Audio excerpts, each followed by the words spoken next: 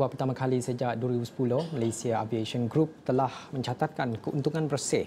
Syarikat induk kepada Malaysia Airlines itu berjaya mencatat RM766 juta keuntungan bersih dan faedah niat berbanding kerugian bersih RM344 juta pada tahun sebelumnya.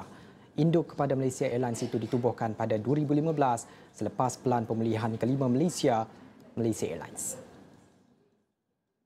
Keuntungan bersih kumpulan itu mewakili perubahan hampir RM1.1 bilion daripada niat negatif RM344 juta pada 2022.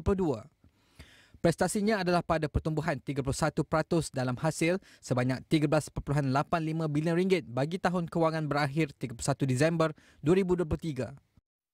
Pada tahun kewangan sebelumnya, ia mencatatkan pendapatan RM10.61 bilion didorong trafik penumpang yang teguh. MAG berkata trafik dan kapasiti penumpang kumpulan itu masing-masing meningkat sebanyak 47% dan 61%. Kumpulan itu mencatatkan keuntungan operasi bersih RM899 juta, peningkatan 64% daripada RM540 juta tahun sebelumnya. Ia merupakan tahun kedua berturut-turut di mana MAG telah mencatatkan keuntungan operasi yang positif.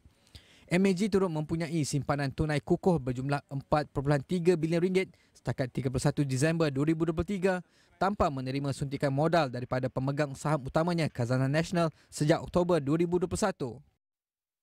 Pengarah urusan kumpulan MAG, Datuk Izham Ismail berkata prestasi kukuh itu disumbangkan oleh jumlah trafik penumpang daripada segmen premium, aliran rangkaian antarabangsa yang dipergiat, pengurusan aktif kapasiti, kerjasama perkongsian mendalam dan hasil lebih kukuh dalam segmen penumpang.